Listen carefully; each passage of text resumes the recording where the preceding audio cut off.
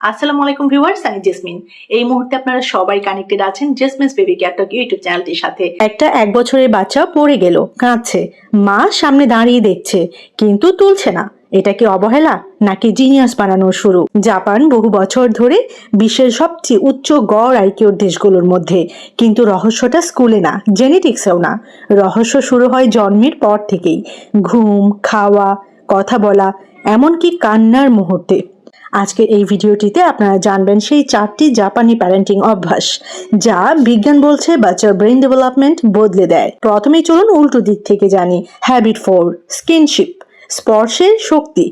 জাপানে স্কিনশিপ মানে শুধু আদর না, এটা ব্রেইনের খাবার। চিন্তা করতে পারছেন? মায়েরা বাচ্চাকে কাছে রাখে, কোলে নেয়, একসাথে ঘুমায়, এটাকে বলে কো স্লিপিং। গবেষণা কি বলছে এ বিষয়ে? গবেষণা বলছে শারীরিক স্পর্শ বাচ্চার স্ট্রেস হরমোন কমায় এবং ইমোশনাল কন্ট্রোল বাড়ায়। নটরডেম ইউনিভার্সিটির একটি গবেষণায় দেখা গেছে যেসব বাচ্চা বেশি স্কিন কন্ট্যাক্ট পায় তারা বড় হয়ে বেশি শান্ত এবং আত্মবিশ্বাসী হয়।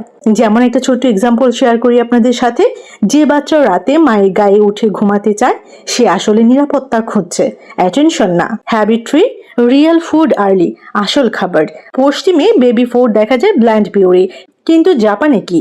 মাছ, miso, seaweed. University of ব্রিস্টলের একটি স্টাডি বলছে মাছের ডিএইচে বাচ্চার ভার্বাল আইকিউ অনেক গুণ বাড়ায়। যেমন আরেকটা ছোট এক্সাম্পল শেয়ার করি আপনাদের সাথে। যে বাচ্চা ছোট থেকেই ভিন্ন স্বাদের খাবার খায় তার ব্রেইন অ্যাডাপ্টেবিলিটি বেশি হয়। হ্যাবিট 2, কাঠারি কাকে ইকোজি, কথা বলা সব সময়। জাপানি মায়েরা বাচ্চার সাথে ননস্টপ কথা বলে, যদিও বাচ্চা উত্তর দিতে পারে না। এখন আমরা হাত ধুচ্ছি, এটা গরম, সাবধানে, এইরকমটা করে জাপানি মায়েরা বাচ্চার সাথে ননস্টপ কথা বলে। হার্ট অ্যান্ড রিসলের একটি ফেমাস স্টাডিতে কি ফাইন্ডিংস রয়েছে? 5 বছর বয়সে বাচ্চাদের মধ্যে 30 মিলিয়ন শব্দের পার্থক্য তৈরি হয়। যেমন আরেকটা এক্সাম্পল আপনাদের সাথে শেয়ার করি, একটা ছোট্ট উদাহরণ শেয়ার করি। যে বাচ্চার সাথে বেশি কথা বলা হয় সে দ্রুত কথা শেখে এবং প্রবলেম সলভিং এও ভালো হয় সেই বাচ্চা। ফাইনালি আমরা হ্যাবিট 1-এ চলে এসেছি। হ্যাবিট 1, আর্লি রেসপন্সিবিলিটি, সবচেয়ে কঠিন অভ্যাস। এইটাই জাপানের সিক্রেট ওয়েপন। 2 থেকে 3 বছর বয়স থেকেই বাচ্চাকে ছোট কাজ দেওয়া হয়, যেমন খেলনা গোছানো, নিজের কাপ রাখা, এরকমটা। ইউনিভার্সিটি অফ মিনেসোটার 25 বছরের গবেষণা কি বলছে? ছোটবেলায় দায়িত্ব পাওয়া বাচ্চারা বড় হয়ে আইকিউ না, সাকসেসে এগিয়ে থাকে। যেমন যে বাচ্চা নিজে চেষ্টা করে তার ব্রেইন প্রবলেম সলভিং মোডে চলে যায়। যখন বাচ্চা পড়ে গিয়ে কাঁদে আর আপনি সাথে সাথে তুলে নেন, আপনি তাকে সাহায্য করছেন, কিন্তু যখন একটু সময় দেন নিজে উঠতে, আপনি তাকে শক্তিশালী বানাচ্ছেন। এটা সবসময় মনে রাখবেন। সব অভ্যাস একদিনে দরকার নেই, একটা দিয়ে শুরু করুন না। আজকে থেকেই বাচ্চার সাথে বেশি কথা বলবেন নাকি ছোট দায়িত্ব দিবেন? আমাকে অবশ্যই কমেন্ট সেকশনে জানাবেন কোনটা আপনাকে সবচেয়ে ভাবিয়েছে। কমেন্টে আমাকে লিখে জানাবেন। এই সেগমেন্টে আরো একটি ইন্টারেস্টিং টপিক, আরো একটি ইন্টারেস্টিং বিষয় আপনাদের সাথে শেয়ার করব। আপনার বাচ্চাকে আপনাকে 1 সেকেন্ডও ছাড়ে না, সব সময় কোলে থাকতে চায়। অনেকে বলে এটা ব্যাড হ্যাবিট, কিন্তু জাপানে এটা জিনিয়াসের শুরু। এতক্ষণ আমরা জেনেছি কিভাবে জাপানি প্যারেন্টরা বাচ্চাকে স্ট্রাগল করতে দেয়, কিন্তু এখন আমি যে অভ্যাসটার কথা বলবো সেটা একদম উল্টো। এখানে বাচ্চাকে দূরে না, আরো কাছে রাখা হয়। এবং বিজ্ঞান কি বলছে? বিজ্ঞান বলছে এটাই বাচ্চার ব্রেন ডেভেলপমেন্টের অন্যতম বড় চাবিকাঠি।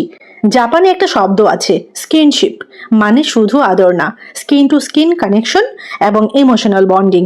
মায়েরা বাচ্চাকে কোলে রাখে, কাছে ঘুমায়, বডি কন্ট্যাক্ট বেশি রাখে। গবেষণায় কি দেখা গেছে এই বিষয়ে? গবেষণায় দেখা গেছে যেসব বাচ্চা বেশি ফিজিক্যাল ক্লোজনেস পায় তাদের শরীরে কর্টিসল, স্ট্রেস হরমোন আমরা যেটাকে বলি, সেটা কম থাকে।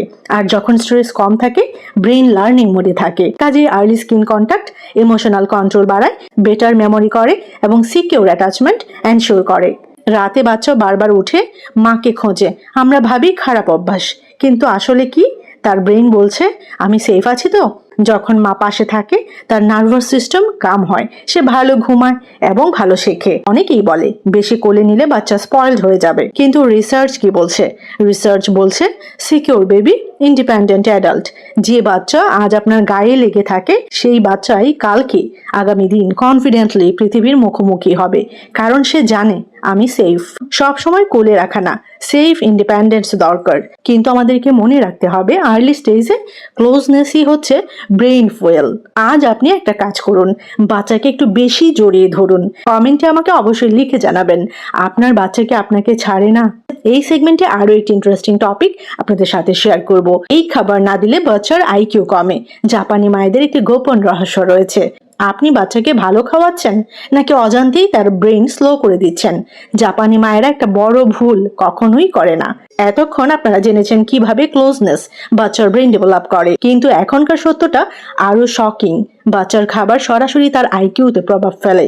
জাপানে বেবি ফুড মানেই শুধু নরম খিচুড়ি না, এটা একদম ব্রেন বিল্ডিং ডায়েট। পশ্চিমে বেবি ফুড হয় ব্ল্যান্ড, সেম টেস্ট, কিন্তু জাপানে মাছ, মিসো, সিউইড ছোট বয়স থেকেই রিয়েল ন্যাচারাল ফুড ইন্ট্রোডিউস করা হয়। ইউনিভার্সিটি অফ ব্রিস্টলের একটি স্টাডিতে কি দেখা গেছে আমি একটু আগে আপনাদের সাথে শেয়ার করছিলাম। যেসব বাচ্চা নিয়মিত মাছ খায় তাদের ভার্বাল আইকিউ বেশি হয়, কারণ মাছে থাকে ডিএইচএ, যা ব্রেইন সেল গ্রোথের জন্য এসেনশিয়াল। একটা রিয়েল লাইফ এক্সাম্পল আপনাদের সাথে শেয়ার করি। দুটো বাচ্চা কল্পনা করুন। প্রথম বাচ্চা শুধু সফট এবং সেম খাবার খাচ্ছে। দ্বিতীয় বাচ্চা ছোট থেকেই বিভিন্ন টেস্ট রয়েছে, যেমন ফিশ, ভেজিস, বিভিন্ন ধরনের খাবার ট্রাই করছে। দ্বিতীয় বাচ্চার ব্রেন দ্রুত অ্যাডাপ্ট করে। নতুন জিনিস শেখা অনেক বেশি সহজ হয়। অনেক মা বাবাই কিন্তু ভাবে বাচ্চা তো ছোট, সিম্পল খাবারই ভালো। কিন্তু প্রবলেম হলো ব্রেন ভ্যারাইটি চায়। আপনি প্রতিদিন যা খাওয়াচ্ছেন বাচ্চাকে, সেটাই আপনার বাচ্চার ব্রেন তৈরি করছে। আপনাকে মনে রাখতে হবে খাবার শুধুমাত্র পেট ভরায় না বাচ্চার, এটা বাচ্চার ভবিষ্যৎ তৈরি করে। সব খাবার একদিনে ইন্ট্রোডিউস করাবেন না, ধীরে ধীরে সেফ ভাবে দিন। বাচ্চার যদি কোনো ফুড অ্যালার্জি থাকে অবশ্যই ডক্টর অ্যাডভাইস ফলো করুন। আজ থেকেই ছোট একটা চেঞ্জ করুন। সপ্তাহে অন্তত 2 থেকে 3 দিন ফিশ অ্যাড করুন বাচ্চার খাবারে। কমেন্টে আমাকে লিখে জানাবেন আপনার বাচ্চা কি মাছ খায়, yes or no. Our hearts beat to the city streets. We began to feel the fire. We rise like tall buildings as the chemicals they take us higher. The night's young and it's just begun as she puts her hand in mine. We wanna chase the night, wanna dance to the light, pull the stars from the sky, just two hearts running wild. Never sleep, never stop, as we shout from the top. We're gonna be two hearts running wild.